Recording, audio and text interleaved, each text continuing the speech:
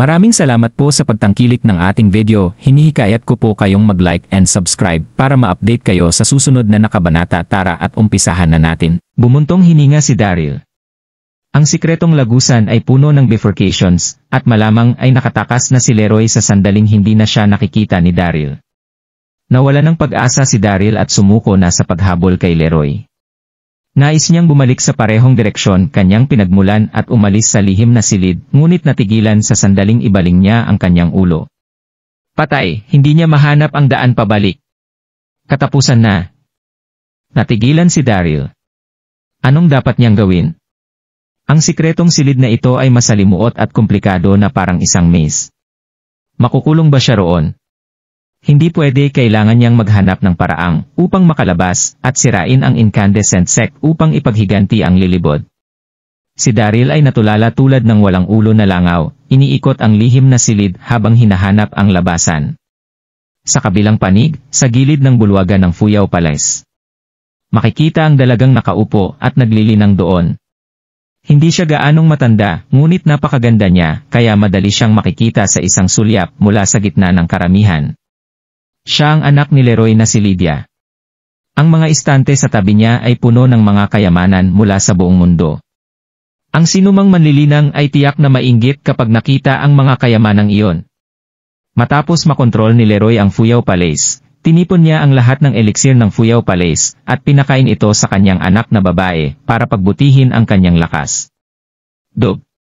Biglang bumukas ang pinto ng silid habang dali-daling pumasok si Leroy habang basang-basa sa malamig na pawis. Binuksan ni Lydia ang kanyang mga mata at tinanong, "Ama, anong nangyayari sa iyo? Bakit lubos kang pinagpapawisan?" Lydia. Mabilis na lumakad si Leroy at walang habas na hinawakan ang kamay ng kanyang anak na babae. "Dali, umalis na tayo." "Ama, saan tayo pupunta?" Medyo naguluhan si Lydia, at nagpatuloy na nagtanong, "Bakit tayo aalis?" Walang ideya si Lydia kung anong nangyari. Balisa si Leroy. "Lydia, huwag ka nang magtanong masyado. Bilisan mo na lang, umalis tayo." "Ama, ikaw, maaari mo ba akong hintayin? Kukunin ko ang jade flute," bulong ni Lydia. Si Lydia ay merong jade flute na ibinigay sa kanya ni Leroy sa kanyang ika-5 karawan. Napakagaling niyang tumugtog ng flute at ang jade flute ang kanyang paboritong instrumento. Inilagay pa niya ito sa tabi ng unan niya kapag natutulog siya sa gabi. "Dalian mo na at kunin ito.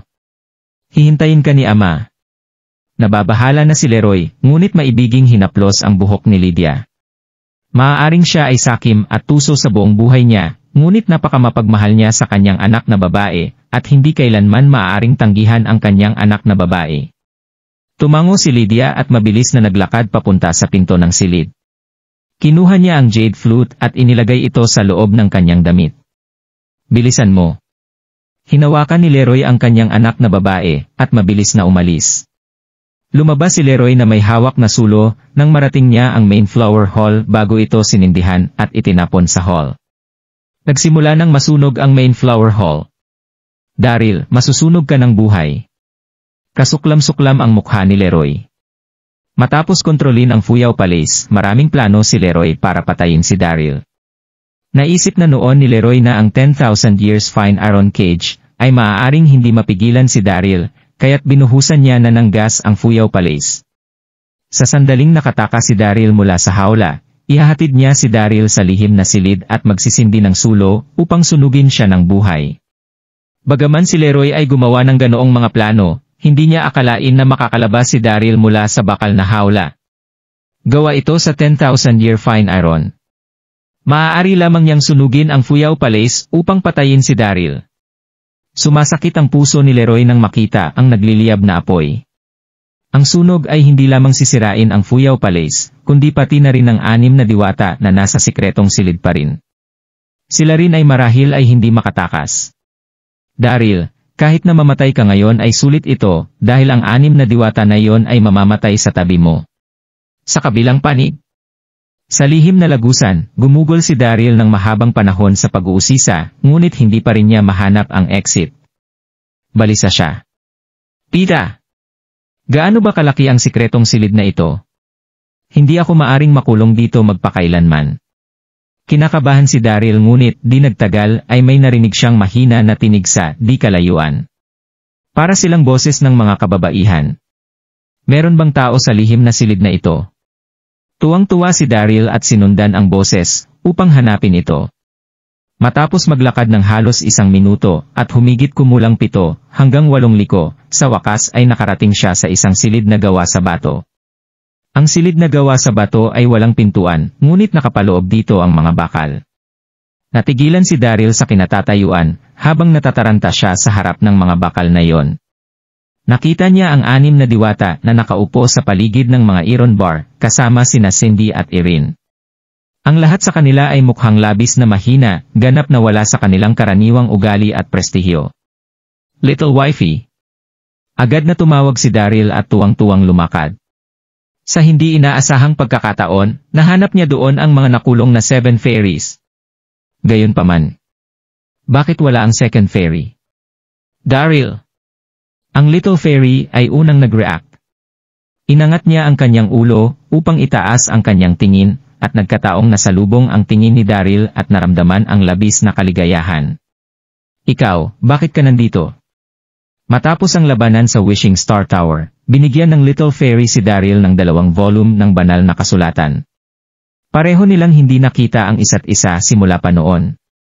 Mahigpit na kinagat ng Little Fairy ang kanyang labi, at kinakalkula ang oras.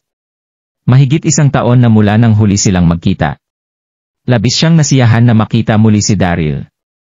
Naglakad si Daryl sa mga iron bar, at nakangiting sinabi, binitag ako ni Leroy na pumunta dito. Ginamit niya ang iyong pangalan at sinulatan ako ng liham para maloko ako, ngunit nabigo ang kanyang plano at hinabol ko siya hanggang dito. Leroy, ang bastardon yun. Napakasuklam at walang kahihiyan. Kinagat ng Little Fairy ang kanyang labi, at bumulong, ang walang utang na loob na limbong na yon na si Leroy ay nanirahan sa aming palasyo, sa loob ng 1 taon at binayaran ang aming kabaitan ng put. Hindi ako magpapakita ng awa kung mahulog siya sa aking mga kamay. Bilang karagdagan, kinulong din niya kaming mga magkakapatid dito, at ginamit ang aking pangalan upang linlangin si Daryl. Kamuhimuhing nilalang. Napuno din ng galit si Cindy. Oo, hindi dapat basta-basta pakawalan si Leroy. Dapat nating patayin siya kapag nabawi na natin ang ating lakas.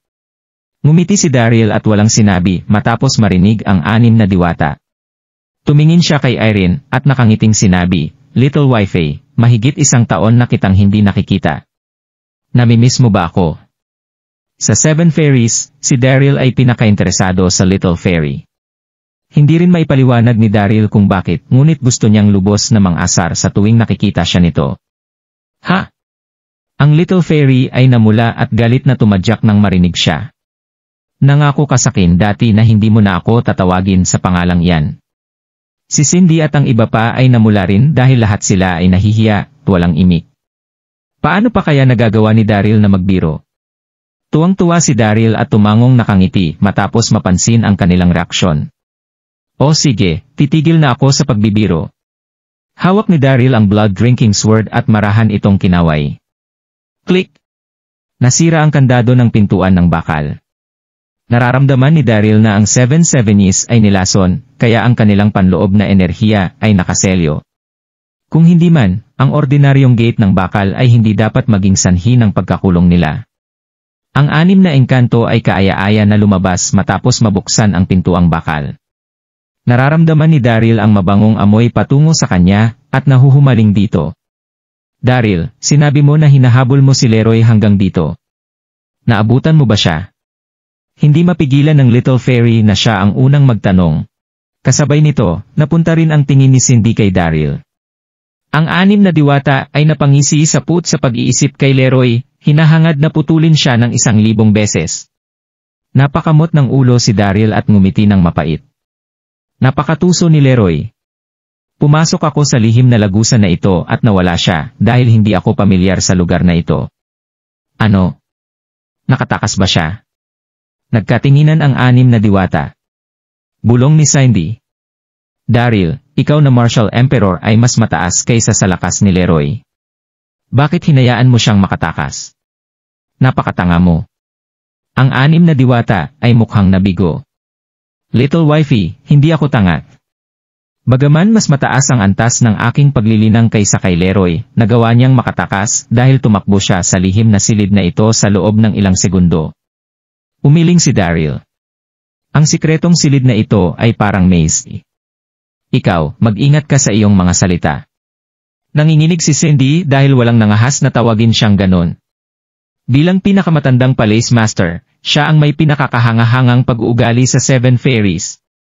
Nakaramdam siya ng hiya at galit na tinawag siyang wifey ni Daryl. Tumawa ng malakas si Daryl matapos mapansin ang mahiyain nitong hitsura. Aasarin niya ulit sana siya, ngunit may napansin na usok na pumapasok sa lihim na lagusan. Kasabay nito, isang nagngangalit na apoy ang lumiyab sa buong silid. Anong sanhi ng sunog, ang magandang mukha ni Cindy ay nagbago habang sinabi niya ito. May malakas na apoy ang sumilip at pinalibutan ang lugar sa loob lamang ng mga segundo, ginagawang dagat ng apoy ang lugar. Nataranta ang 6 na diwata. Bakit ito nasusunog? Malamang kagagawan ito ni Leroy. Ang ating panloob na lakas ay hindi pa nababawi, anong dapat nating gawin?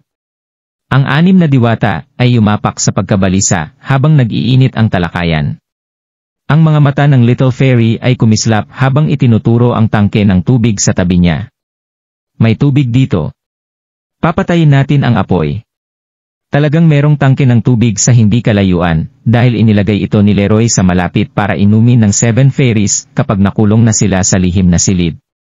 Umiling si Daryl. Ang tangke ng tubig na ito ay walang silbi upang mapatay ang napakalaking apoy. Ha? Balisa ang Little Fairy. Ano? Anong dapat nating gawin? Ang tangke ng tubig ay talagang walang silbi para sa napakalaking apoy. Ang usok ay naging mas makapal sa lihim na silid at naging imposible para sa kanila na sabihin ang direksyon. Bagaman ang 6 na diwata ay pamilyar sa lihim na silid, ang daanan ay naharang ng makapal na usok. Walang paraan para hanapin nila ang labasan. Ang apoy ay palapit ng palapit sa kanila, habang wala pa ring paraan upang makatakas matapos silang makulong doon. Anong gagawin? Anong gagawin? Kailangan nating makalabas at hanapin si Leroy para makapaghiganti. Daryl, marami kang ideya. May naiisip ka bang paraan? Nagkatinginan ang mga diwata bago lumingon silang lahat kay Daryl. Natawa si Daryl nang makita ang kanilang pagkabalisa na tingin at sinabi, "Huwag kayong matakot, aking mga asawa. Nandito pa rin ako para sa inyo." Ikaw, galit na galit si Little Fairy. Paano mo nagagawang maging bastos pa rin sa mga sandaling ito? Patuloy mo kaming tinatawag na mga asawa mo sa kabila ng paglapit ng apoy. Tumawa si Daryl. Hindi siya umimik at kumaway na lamang gamit ang malaki niyang kamay. Agad na sumulpot ang proteksyon na barrier kung saan ihiniwalay nito ang apoy. Ang lakas ni Daryl ay nasa 5-level Martial Emperor at madali para sa kanya na gumawa ng proteksyon na barrier upang pigilan ang apoy. Lihim na huminga ng maluwag ang 6 na diwata kasabay ng masayang pagtingin nila kay Daryl. Hindi kailangang matakot sa apoy habang siya ay nasa paligid. Tumawa si Daryl at sinadya silang takutin. 6 na Palace Masters, huwag kayong maging masyadong masaya ngayon. Bagaman maaaring mapigilan ng proteksyon kung barrier ang sunog, hindi ito magtatagal. Hindi mapigilan ni Daryl na asarin sila nang makita ang gulat na tingin sa 6 na diwatang iyon. Muling nataranta ang 6 na diwata sa narinig na wala sa kanila ang nagduda sa mga sinabi ni Daryl. Anong magagawa natin dito? Niyapak ng Little Fairy ang kanyang paa.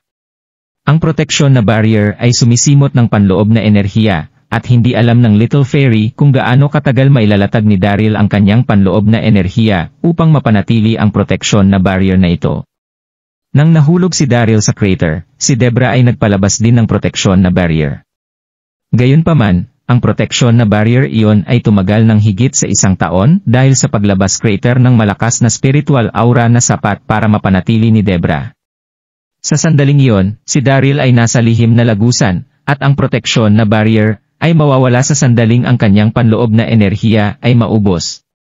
Si Daryl ay labis na natuwa at nagkunwaring nabulabog nang makita ang 6 na diwata na lahat ay natataranta at kinakabahan.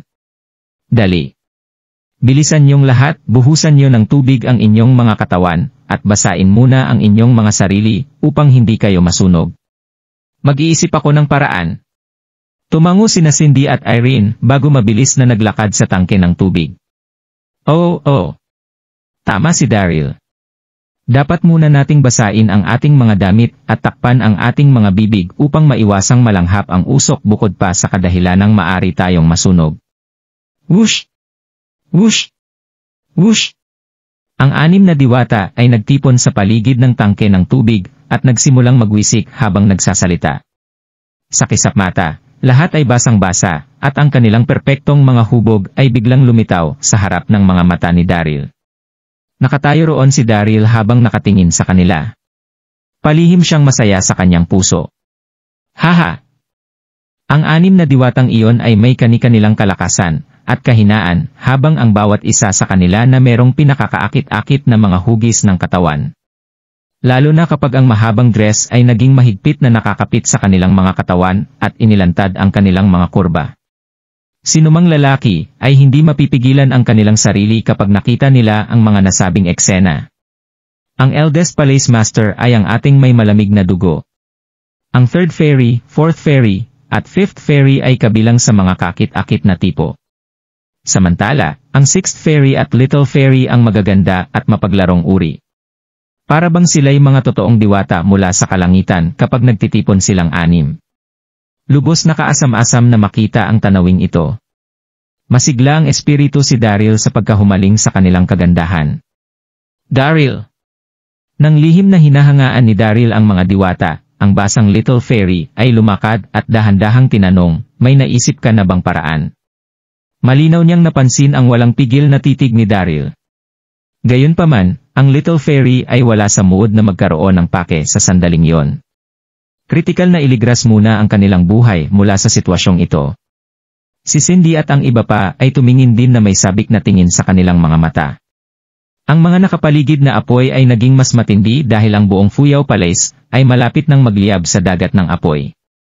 Ang ligtas na lugar lamang na natitira ay ang lugar na sakop ng proteksyon na barrier kung saan sila nakatayo sa sandaling iyon. Ang proteksyon na barrier na ginawa ni Daryl ay hindi maaaring masyadong magtagal. Nagpakita ng konting ngiti si Daryl. Pagkatapos ay tumugon siya sa napakakalmado at mahinahong paraan, may paraan na ako syempre. Kung hindi, bakit pa ako ang naging pinuno nyo? Daryl! Ding ni Little Fairy. Nakikita mo ba ang kasalukuyang sitwasyon natin? Nasa mood ka pa ring sabihin ang mga ganyang bagay. Ikaw. Bilang resulta, nanginginig ang Little Fairy bago niya natapos ang kanyang salita. Gayunpaman, biglang tumigil ang kanyang boses. Si Daryl na nasa tabi niya ay dahan-dahang tinaas ang kanyang kanang kamay. Bam! Sa sumunod na segundo, may sumisindak na aura ang sumabog mula sa katawan ni Daryl habang biglang sumulpot ang bola na puting apoy. White Lily Cold Flame. Ito ang White Lily Cold Flame. Reaksyon ni Cindy habang hindi maiwasang manginig ng katawan niya. Maalam siya at napansin agad na si Daryl ay may hawak na pinakakaibang apoy sa buong mundo, White Lily Cold Flame. Bam! Itinaas ni Daryl ang kanyang kamay habang ang White Lily Cold Flame ay umangat at lumulutang sa ere. Patuloy itong umiikot. Biglang sinimulang lamunin ng White Lily Cold Flame ang mga nakapaligid na apoy. Nagawa ng White Lily Cold Flame na lamunin ang magma sa bulkan nang siya ay nasa ilalim ng kuweba ng bulkan. Siyempre, magagawang sipsipin nito ang ordinaryong apoy sa kanilang paligid. Whoosh! Whoosh! Whoosh! Wala pang kalahating minuto, wala nang natitira sa dagat ng apoy. Ang lahat ay hinigop ng White Lily Cold Flame. Iyon ba ang kapangyarihan ng White Lily Cold Flame? Nagkatinginan ang 6 na diwata at napansin ang pagkabigla sa paningin ng iba. Ayon sa bulong-bulungan, ang White Lily Cold Flame ay nakakalunok ng iba pang mga apoy. Akala nila ito ay chismis lamang, totoo pala ito. Pinakakakaibang apoy sa mundo. Walang nakakakuha nito mula pa noong sinaunang panahon. Si Daryl. Ang lalaking iyon ay talagang nilalang na hindi mawari. Makalipas ang ilang sandali, sa wakas ay nagkaroon ng reaksyon ang 6th Fairy at galit na sumigaw, Daryl. Mahigpit niyang kinagat ang labi habang nahihiya at galit.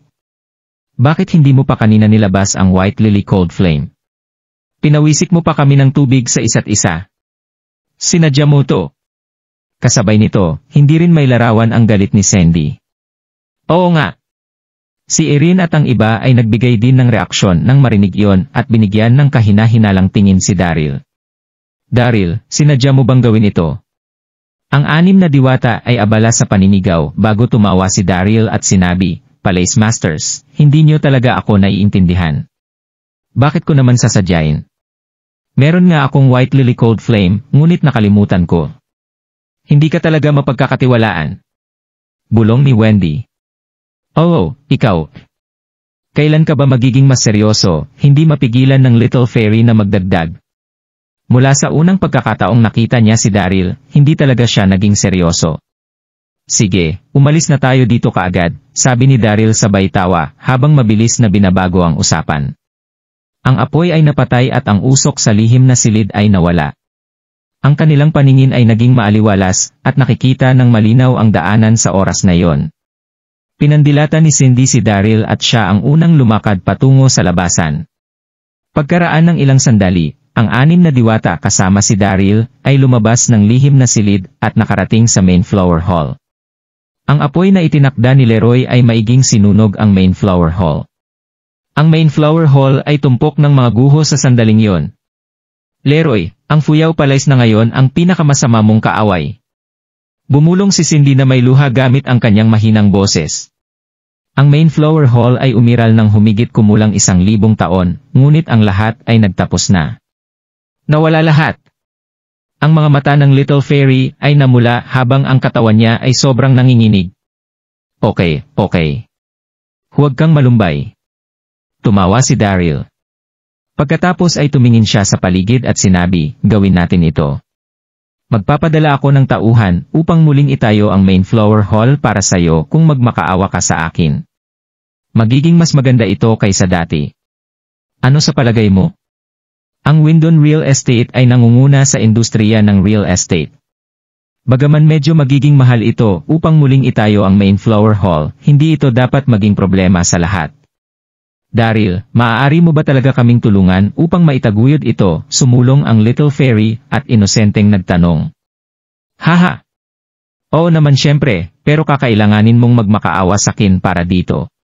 Tumingin sa kanya si Daryl at nang-aasar. May biglang malakas na ingay ang sumunod kaagad matapos magsalita si Daryl. Bang! Nagmistulang nag-aaway ang langit at lupa sa sobrang lakas ng pagputok. Malinaw na may sumabog at nagdulot ng marahas na epekto. Ingat! Mabilis ang reaksyon ni Daryl habang nakayakap sa anim na diwata gamit ang malaking kaway ng kanyang kamay bago hadlangan ang epekto ng pagsabog mula sa kanila. Anong sumabog? Tanong ni Daryl na may mahinang boses. May isa pang malakas na ingay.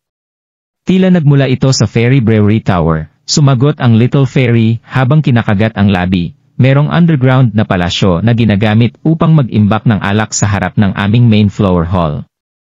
Malamang sumabog ang mga garapon ng alak. Boom! Boom! Boom! Mahigit sa 10 mga tunog ng pagsabog ang naganap habang nag-uusap sila.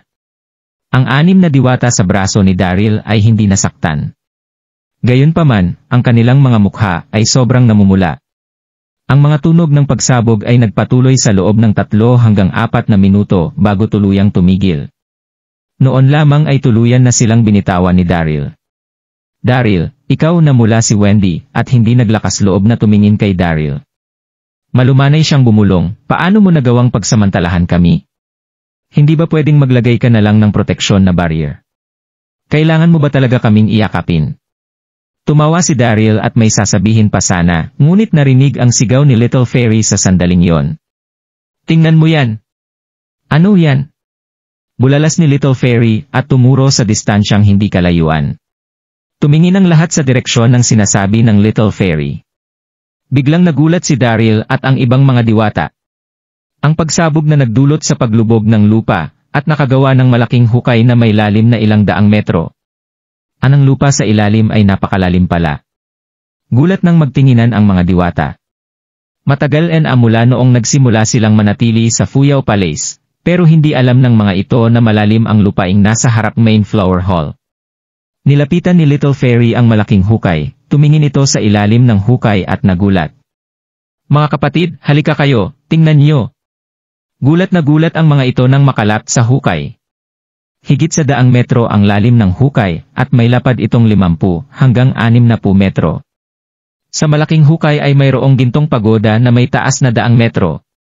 Ano? Mayroong pagoda sa hukay. Nagulat ang 6 na diwata at hindi malaman ng mga ito kung ano ang dapat gawin.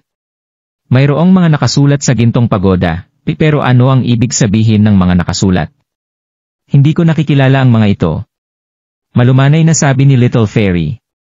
Tumingin sila sa pagoda matapos niya itong sabihin. Ang pinakatuktok na level ay mayroong ilang malalaking gintong salita na nakaukit. Pero ang mga salita ay mula pa sa isang sinaunang lengguwahe na hindi nakilala ng 2 diwata.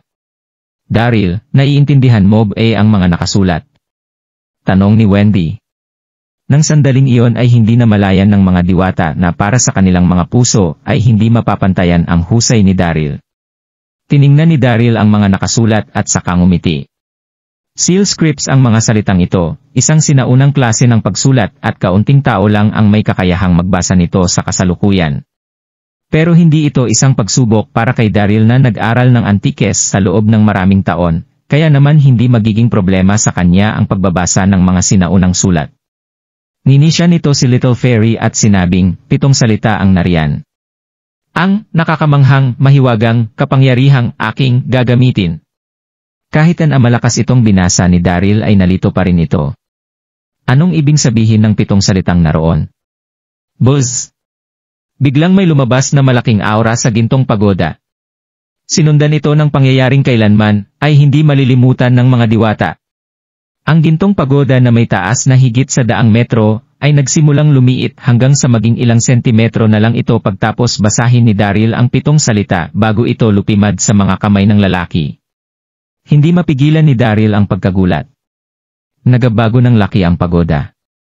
Ang mga salitang iyon ba ang magic spell ng pagoda?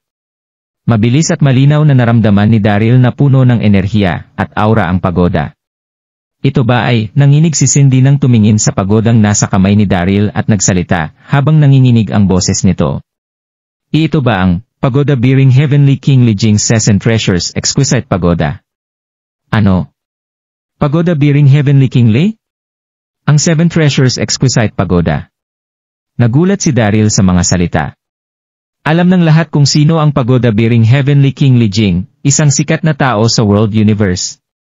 Ito ang ama ng Third Lotus Prince na si Nezha.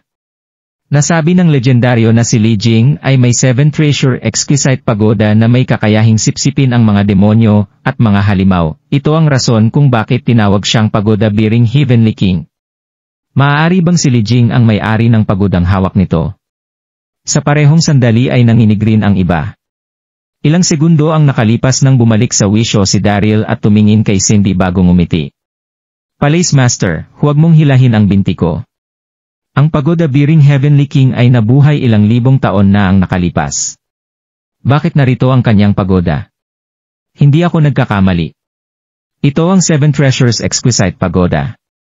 Seryosong sabi ni Cindy. Mabagal nitong nilapitan si Daryl at halos hindi nito maitago ang pagkasabik na naramdaman.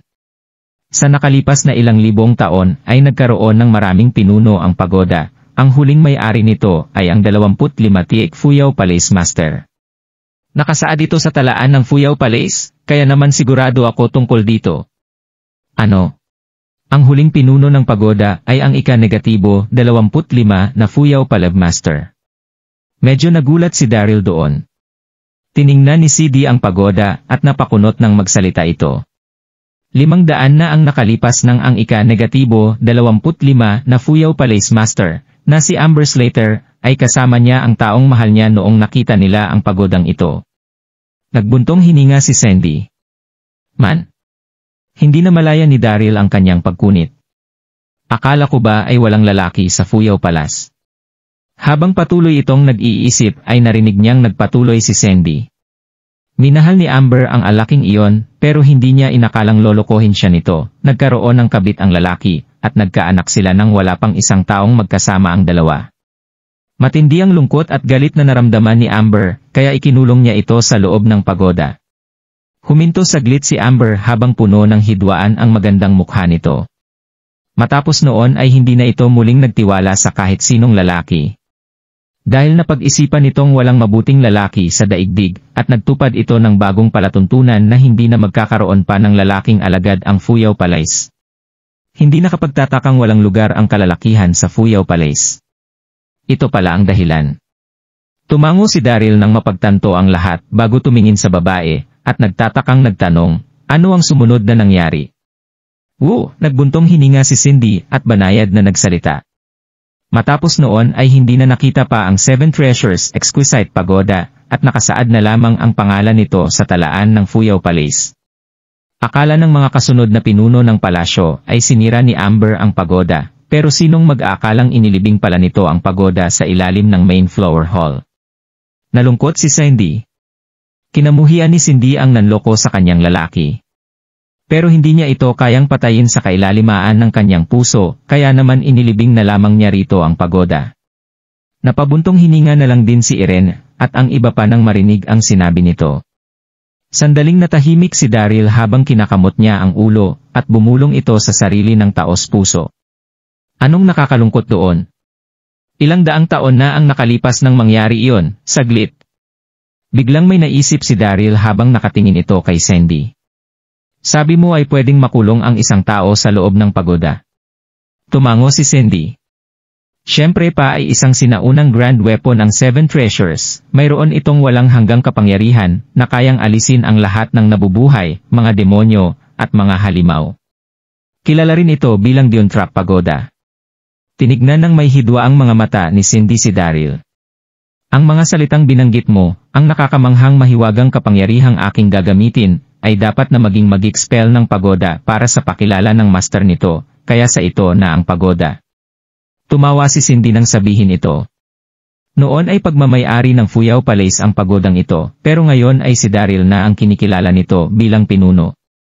Imposible na kahit gustuhin pa nitong ibalik ito, may rin naman siya kay Daryl kaya bakit niya ito hihingin pabalik. Haha, kaya nitong sakupin ang lahat ng nabubuhay. Hindi na ba ako mapapantayan? Haha! Sa isip-isip ni Daryl. Pero napakasaya ni Daryl bago nito marinig ang eksplanasyon ni Cindy. Oo nga pala, sa pagkakaalam ko ay 1,000 katao lang ang maaaring ikulong sa loob ng pagoda. Sa nakalipas na ilang libong taon ay naging pagmamay-ari ng napakaraming pinuno ang pagodang ito kaya marami nang nakakulong sa loob nito. Kung hindi ako nagkakamali ay huling taong nakulong ang lalaking nanloko kay Amber, kaya hindi nito kaya pang magpapasok ng kahit sino. Ano? Nanatili sa mukha ni Daryl ang kanyang ngiti. FCK, puno na ang pagoda kaya hindi nito kaya pang magpapasok. Anong gamit nito? Pang-display lang. Tumawa si Cindy nang makita ang nabigong ekspresyon ni Daryl. Kahit na puno na ang pagoda, mayroong libong katao sa loob nito. Nakilala ka ng pagoa bilang master nito. Tumingin si Cindy kay Daryl at tumawa bago nagpatuloy. So, nasa kamay mo na ang buhay ng libo-libong taong nakakulong, at ikaw ang magdedesisyon sa kahihinatnan ng mga ito. Kaya naman kailangan kang sundin ng libong kataong nasa loob nito. Sa loob ng ilang libong taon ay hindi ordinaryong tao ang mga nakakulong dito, at kung papalabasin mo sila, at papasunurin sayo ay magiging katakot-takot na kapangyarihan ito. Isa pa, napasakamay na ng maraming masters ang pagodang ito. Tawa ni Cindy. Naisa pa na ito sa ilang libong taon mula sa kapanahunan ng pagoda biring Heavenly Kingly hanggang sa ika-25 Palace Master. Kaya ang iba't ibang taong nasa loob nito ay mayroong mga sikat na individual na galing sa iba't ibang panahon. Labis ang saya ni Daryl nang marinig ang mga sinabi nito, pero agad din itong sumimangot. Sandali, may hindi tama, hindi ba't mamamatay na ang mga taong nasa loob nito? Ayon dito, ang huling master ng pagoda ay noong 500 taon na ang nakalipas.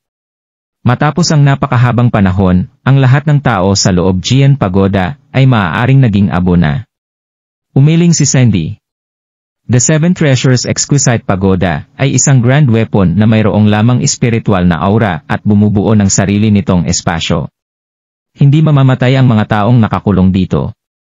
Haha! Natuwa si Daryl sa sinabi nito. Ibig ba nitong sabihin na ang libong kataong nasa loob nito ay magagamit niya? Mas lalong nasabik si Daryl habang mas lumalim ang kanyang pag-iisip habang nakatingin sa hawak niyang pagoda. Mayroong 5 level ang makintab na gintong pagoda, kumikinang ito. Aking unang asawa, paano ko mailalabas ang libong kataong nakakulong sa pagoda? Nanong ni Daryl. Napatitig si Cindy sa kanya. Malamig itong nagsalita. Daryl, sinasabi ko ulit sa'yo, huwag kang papansin. Huwag mo akong tawaging ganyan. Ako pa rin ang master ng Fuyao Palace. Ano pang mukhang maihaharap na mini kung patuloy mo kaming tatawagin bilang asawa mo? Tapos ay kinagat nito ang kanyang labi. Matagal nang nagalit si Cindy kapag narinig nito na tawagin siyang asawa ni Daryl base sa kanyang pasensya. Pero hindi nito alam kung bakit hindi niya magawang magalit kay Daryl. Haha! Okay. Ngumiti at sumang-ayon si Daryl. Sabihin mo na sa akin kung paano sila mapapakawalan. Kinlaro ni Cindy ang kanyang lalamunan. Hindi kailanman naging seryoso ang Daryl na ito. Hindi ito dapat na paniwalaan. Habang nag-iisip ito ay nawala ang ngiti sa kanyang mukha at seryosong nagsalita. Tingnan mong maigi ang pagodang nasa kamay mo. Nakikita mo ba na mayroong butas ang bawat level? Dahil dito ay maingat na in-inspeksyon ni Daryl ang hawak na pagoda. Ang nagbabagong sukat na pagoda ay ilang sentimetro lamang ang taas ng sandaling yon. Pero nakikita nito na ang bawat level ng pagoda ay mayroong perpektong bilog. Banayad na ang salita si Cindy. Mula sa aking kaalaman, kung gusto mong pakawalan ang mga taong nasa loob ng pagoda, ay kailangan mong matakpan ang mga butas sa bawat level. Ayon sa sinaunang talaan, kailangan mo ng heaven repairing stones para matakpan ang mga butas. Maaari mong pakawalan ang mga taong nakakulong sa unang palapag ng pagoda sa pamamagitan ng pagkuha ng isang heaven repairing stone. Kung mayroon kang ikalawang bato ay maaari mong mapakawalan ang mga nasa ikalawang palapag. Mayroong 5 level ang pagoda, kaya kung gusto mong pakawalan ang lahat ay kailangan mo ng 5, parang susi ito sa 7 Treasures Exquisite Pagoda. Walang kabuhay-buhay na sabi ni Cindy. Ano? Heaven repairing stones? Halata ang pagtataka at pagkalito ni Daryl. Tahimik itong tiningnan ni Cindy bago magpatuloy. Ang heaven repairing stones ay ang 5-colored na mga abto na ginamit ng ancient goddess na Sinua. Hindi madami ang naiwang heaven repairing stones matapos nitong gamitin ang mga bato para tapan at ayusin ang kalangitan. Mas mahirap pa kaysa sa pag-abot ng langit ang pagkuha ng 5 heaven repairing stones. Ano? Nagulat si Daryl sa naging paliwanag ni Cindy. Fuck, saan ako makakahanap ng mga bihirang bato? Nakuha ko nga ang 7 Treasures Exquisite Pagoda pero hindi ako makapagpakulong o makapagpalaya ng tao rito. Anong silbi nitong pagodang to? Banayad na tumawa si Cindy nang makita ang hindi mapakaling si Daryl. Pinaikot nito ang kanyang kamay at lumabas dito ang isa sa mga bato. Bumaba ang temperature nang magpakita ang bato. Napakakinang ng bato sa ilalim ng araw. Nagkataon lang na mayroon akong isang heaven repairing stone dahil pinasa ito mula sa mga naunang Palace Masters sa loob ng ilang libong taon. Nakangiting sabi ni Cindy. Nagpatuloy ito. Maaari mong mabuksan ang unang level ng pagoda at pakawalan ang mga tao gamit ang heaven repairing stone na ito. Gasp! Nang sandaling iyon ay napahinga ng malalim si Daryl dahil sa pagkasabi. Aking asawa, napakaganda ng pagtrato mo sa akin. Malakas na tumawa si Daryl nang inunat nito ang mga braso para kunin ang heaven repairing stone. Pero agad na umiwas si Cindy at mahigpit na hinawakan ang bato sa kanyang kamay sabay tumawa. Bakit ko ito ibibigay sa'yo? Ikaw, hindi mapakali si Daryl nang nasa harap na nito ang bato pero hindi niya ito makuha-kuha. Grabing pagpapahirap ito. Tapos ay nagsalita ito. Hindi ba't ako ang asawa mo? P50! Namula si Cindy at naiirita ito nang magsalita. Sinusubukan mong maging smooth talker, pero hindi ko ito ibibigay sa'yo. Hindi talaga mapakali si Daryl at sa wakas ay tumigil na ito sa pangasar sa babae. Palace Master, hindi na po kita asarin. Nainis si Cindy habang nakatitig ito ng masama kay Daryl at sinabing, ibibigay ko sa iyo ang heaven repairing stone sa isang kondisyon. Ano yun? Tawagin mo akong good sister. Natatawang sabi ni Cindy. Nagtawanan ang mga diwata. Hindi kailanman naging seryoso si Daryl. Patikimin siya ng sarili niyang medisina. Tumawa si Daryl, at hindi ito nag-isip ng magsalita. Am I good, sister? Ikaw. Nairita si Cindy at pinanjak ang kanyang paa. Hindi nito inakalang napakalakas ng loob ni Daryl para tawagin siya nitong good sister, nang hindi pinag-isipan. Ang kapal ng mukha. Sister, napakakapal ng mukha ni Daryl, hindi mapigilang sabi ni Wendy. Ikaw. Ang kapal ng mukha mo. Kinagat ni Cindy ang kanyang mga labi. Pero binato niya pa rin ito ng heaven repairing stone. Bahagyang tumawa si Daryl, inunat ang mga braso at sinalo ang bato. Kinabahan ito nang ipasok niya ang bato sa butas ng pagoda sa unang palapag. Nagliwanag ang lumabas na gintong ilaw nang sumakto sa butas ang bato ng unang level ng pagoda. Buzz! Nang magkasya ang bato sa unang level, ay lumabas mula rito ang napakalakas na enerhiya. Ang mga taong nakakulong sa unang palapag ng pagoda ay agad na lumabas gaya ng inakala ni Daryl. Swipe! Swipe! Swipe! Maraming taong lumabas mula sa unang palapag ng pagoda. 1-0. 20. 100. 500. Nasa 500 katao ang lumabas mula sa unang palapag ng pagoda. Maayos na nakatayo ang mga lalaki at babae sa harap ni Daryl. Iba't ibang uri ng kasuotan mula sa iba't ibang dinastya at panahon ang nakabalot sa mga ito. Ang iba ay nakasuot ng long sleeve na gowns, ang iba naman at nakasuot ng silk at satin, mayroon ding mga naka-armor. Nagtinginan si Daryl at ang mga diwata habang gulat na gulat. Ang unang level ng 7 Treasures Exquisite Pagoda at nakapagkulong ng 500 na katao. Ang pinakaimportante ay ang kapangyarihan ng 500 na kataong ito. Kahit na ang pinakamahina ay nasa Martial Marquis level. Higit 100 ang Martial Saints, at 1-0 na Martial Emperors. 1-0 Martial Emperors. Biglang tumahimik ng magulat ang 6 na diwata, at ang mga alagad ng Fuyao Palace. Kahit sino ay magugulat sa biglaang pagpapakita ng mga malalakas na taong ito. Napansin ni Daryl na parabang nahilo ang 500 na katao nang makitang walang atensyon ang mga ito na parabang nawala ang kanilang mga kaluluwa. Wala! Ilang segundo ang nakalipas nang magkamalay ang mga ito.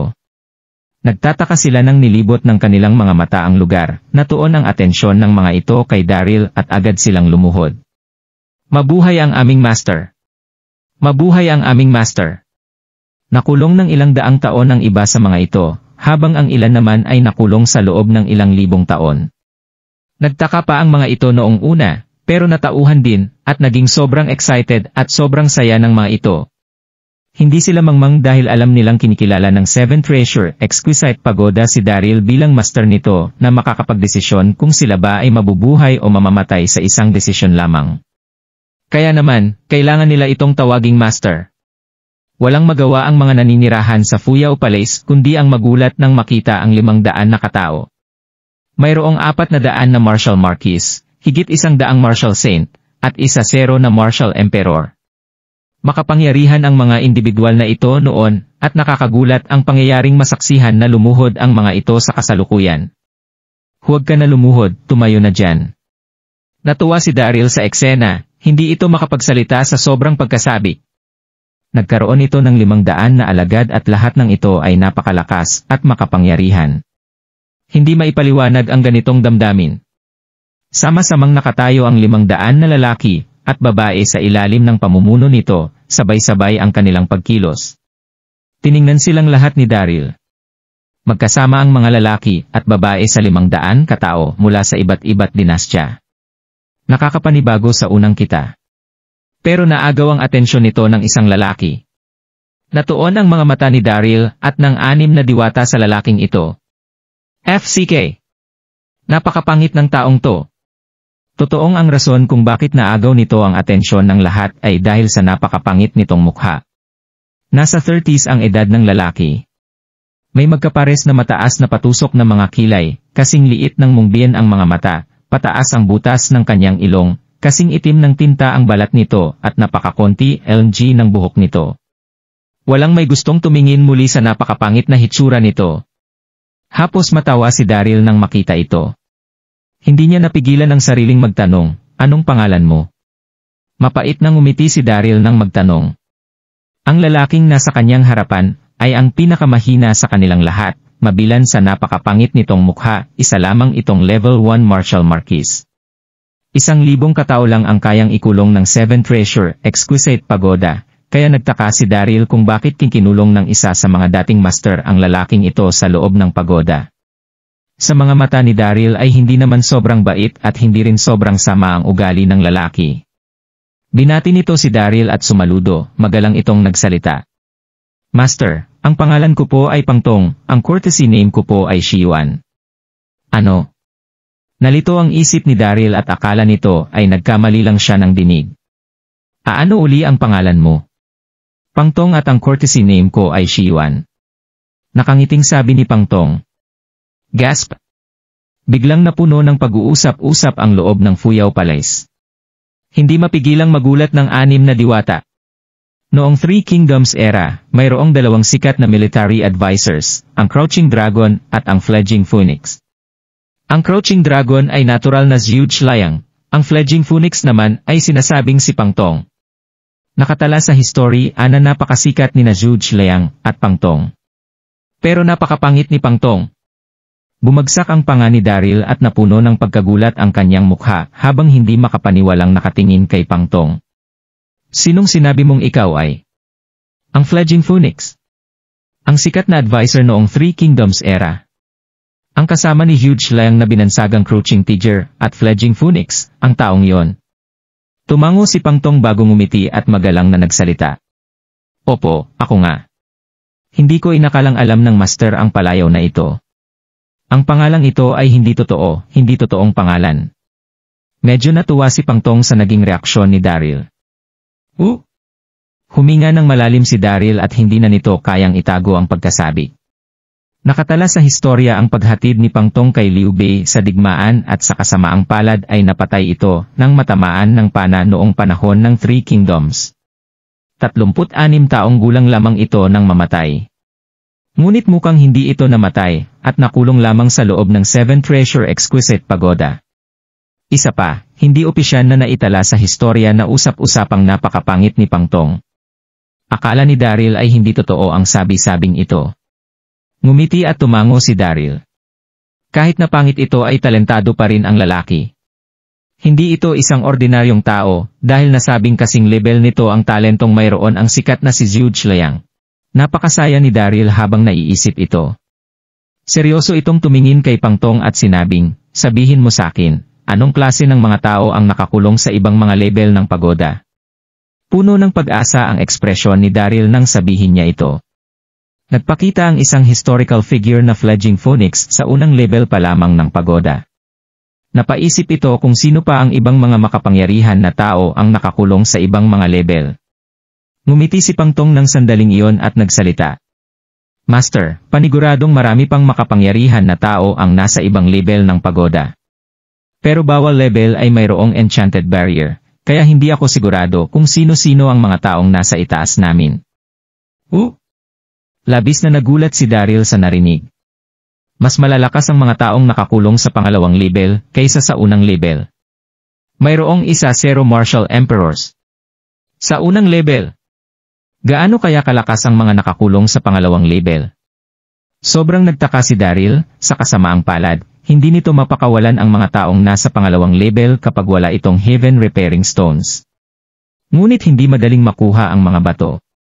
Muling lumibot ang kanyang mata sa 500 na individual habang nag-iisip.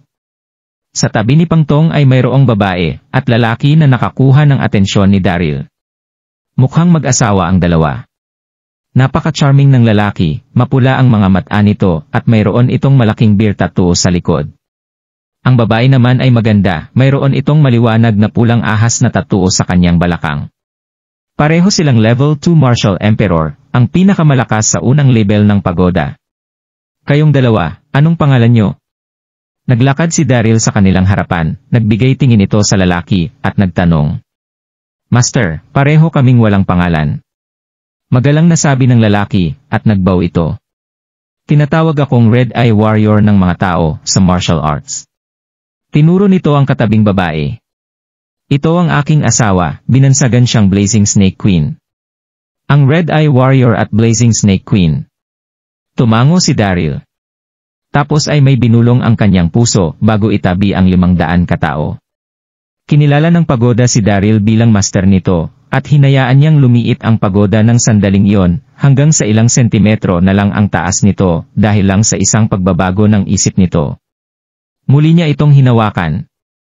Daryl, nakakamangha ang pagodang ito. Banayad na sabi ni Wendy.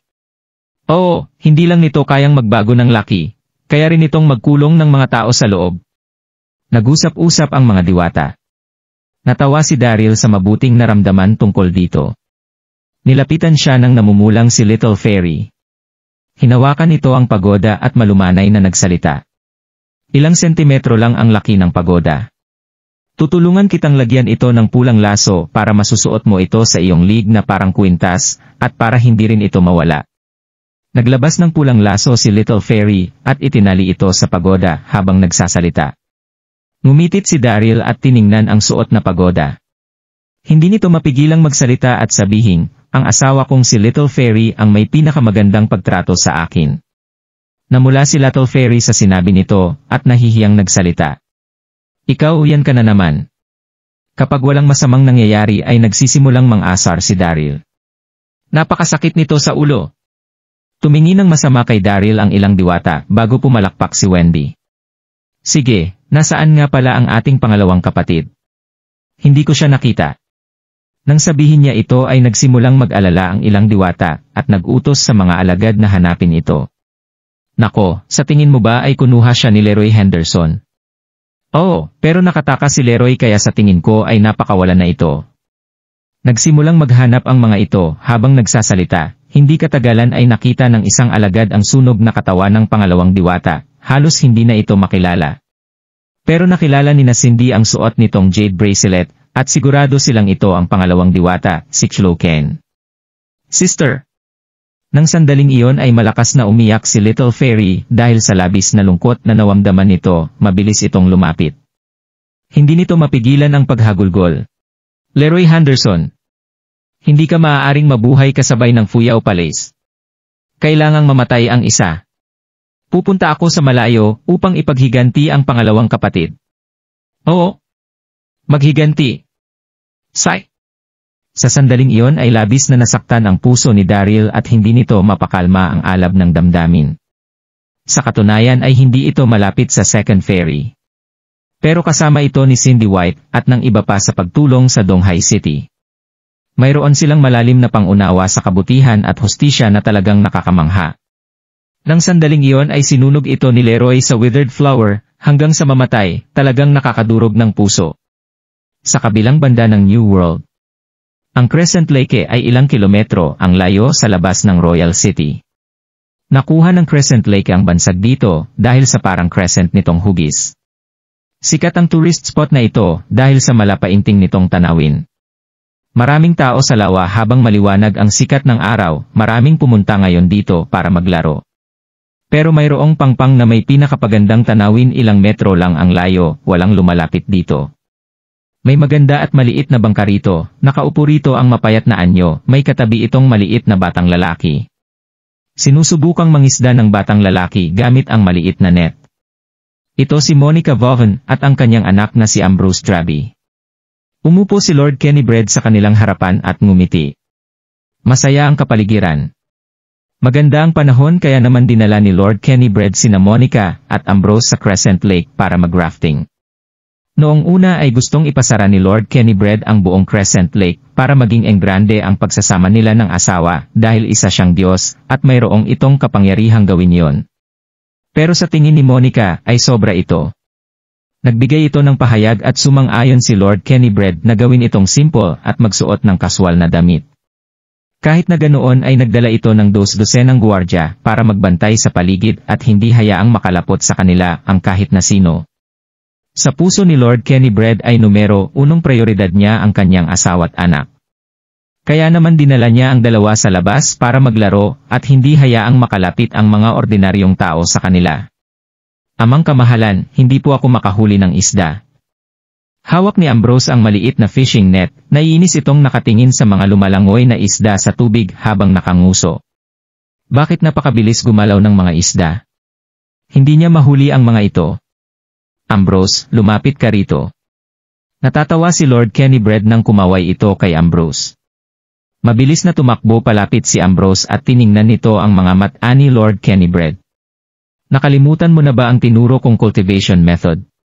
Malambing na ginulo nito ang buhok ni Ambrose bago yumuko at nagtanong. Ambrose, ano ang tinuro kong cultivation method? Nagbilang si Ambrose sa kanyang daliri at sumagot. Tinuruan ako ng amang kamahalan ng rake fist method, iron palm, tiger fist, flying cloud, at marami pang iba. Oh! Mahal na mahal ito ni Lord Quennybread kaya naman tuturuan niya ito ng iba't ibang cultivation methods at tuwing may oras ito. Isang batang paslit lamang si Amber. Kakatuto lang nito kung paano maglakad, pero isa na itong cultivator na halos mamaster ang higit sa 10 klase ng martial arts. Good boy, Ambrose. Tumawa si Lord Quennybread. Subukan mong gawin ang kahit anong klase ng cultivation at tirahin ang ibabaw ng tubig. Tumango si Ambrose at sumigaw at narinig ang batang boses nito. Iniangat niya ang maliliit niyang kamay at binaba ang kanyang enerhiya habang ginagawa ang rake fist method. Tinira nito ang ibabaw ng tubig. Splash! Nabuo ang maliliit na alon nang tamaan nito ang tubig.